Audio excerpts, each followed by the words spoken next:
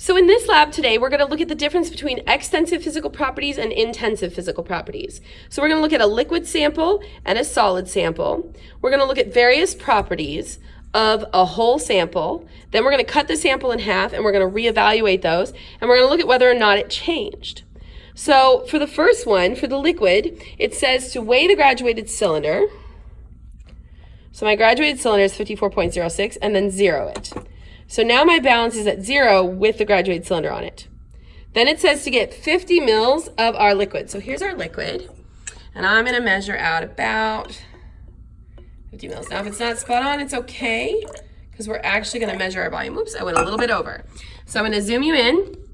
So we are at, it looks like 52.1 milliliters. So in my data table, for my volume, for the whole sample, I would put 52.1 milliliters.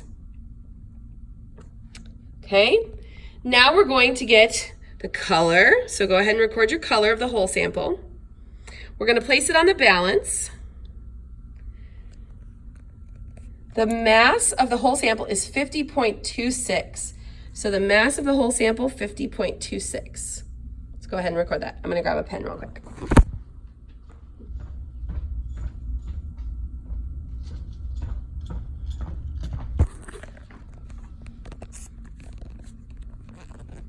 So we said our volume for our whole sample was 52.1 milliliters, and our mass was 50.26 grams, and the color was green and clear.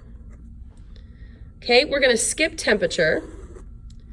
So now to calculate the density, we're going to need a calculator to do mass divided by volume.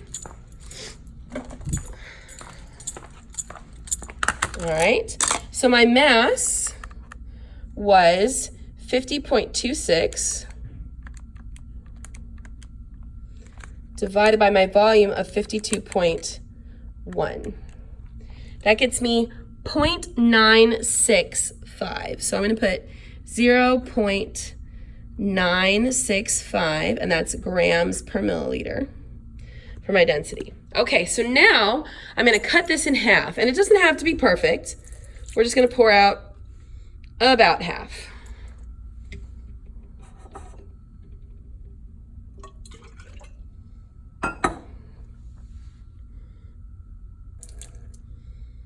Okay, I didn't get quite to a half, but it's fine. So we're going to remeasure our volume. So my new volume, I have to get real close. Okay. Looks like we're at 30.9 milliliters. So I'm going to record my new volume to be 30.9 milliliters.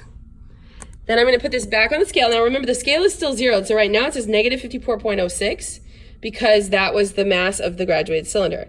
So when I put this on, it's going to give me the mass of just the liquid, which it says is 29.24 grams. So on my data table, I'm going to put 29.24 grams. And it's still green and clear. All right, so now we're going to calculate our density by taking mass divided by volume. So the mass we said was 29.24 divided by 30.9 was my volume. So that gets me 0.946.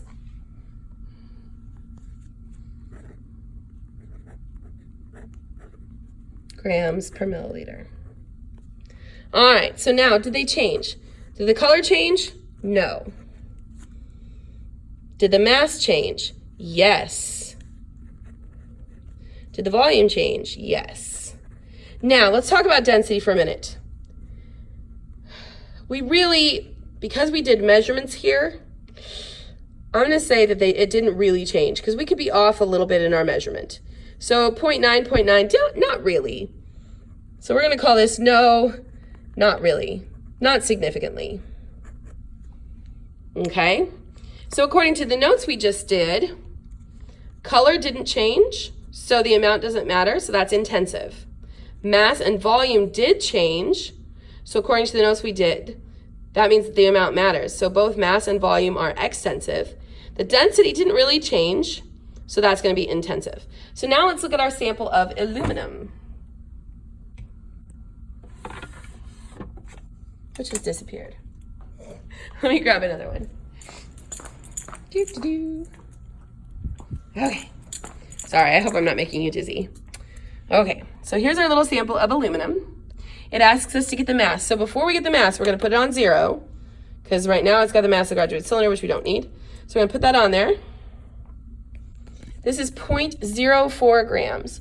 So our whole sample has a mass of 0.04 grams. The next thing it asks for is the area, which is length times width. So I'm going to get on the centimeter side of my ruler, looks like 2.49 times the width, which looks like 2.56. So my area ended up being we'll call it 6.4. And that's centimeters squared. So now to get the volume, we're going to multiply that by the height. Now you can't measure the height of the aluminum foil with a ruler, but I was able to look it up online, and they said that the height is 0.016. So I'm going to take our area times 0.016.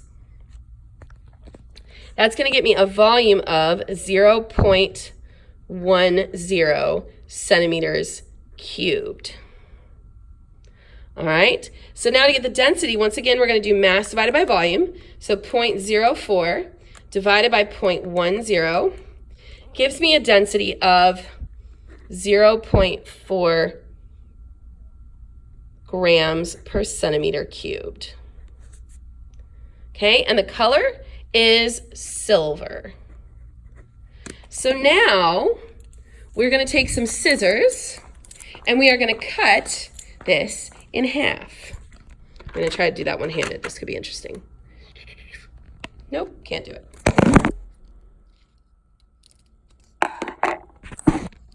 Sorry about that. All right, so now we have this instead. All right, so we're going to do our measurements again. First of all, the mass. Make sure your balance is on 0.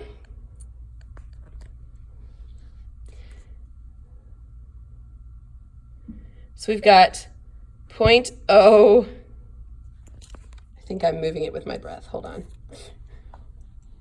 Yeah. 0. There we go.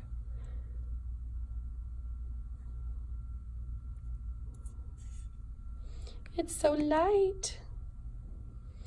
So basically, it's now so light that the balance can't pick it up. So we're going to put 0.00 because our balance can't pick it up.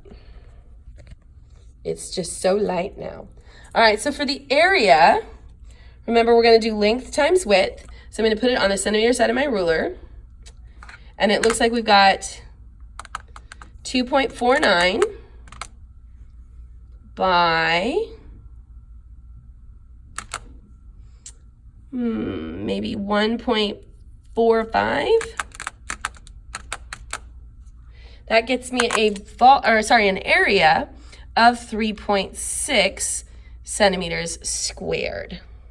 Now again, to get the volume, the height hasn't changed because it's still the same thickness. So I'm going to take that 3.6 and I'm going to multiply that by that 0.016. And that gets me 0.06. And that's centimeters cubed. So now for the density, we take mass divided by volume. Our mass was 0. I'm going to give us 0.01 just so we have a number there, because if we do 0, our density is going to be 0, and that's not right. 0 divided by 0.06. So that gets us a density of 0.16 grams per centimeter cubed. So we can't really rely on this number very well, simply because this mass wasn't really working because it was so light our balance couldn't pick it up. All right, so that's not a great number to look at. And then our answer here was silver. So did the mass change? Yes, it sure did. Did the area change? Yes, it definitely did. Did the volume change? Yes. Density, it should not have changed. And we're going to kind of disregard these numbers, so we're going to put a little question mark there because we're not sure of those numbers. And then silver did not change. So extensive, extensive, extensive should be intensive because it shouldn't have changed. And then extensive. I'm sorry, intensive, excuse me. Extensive, extensive, extensive, intensive, intensive. All right, so then for homework tonight, you have these questions and the questions on the back to answer. Don't forget about your Canvas as well.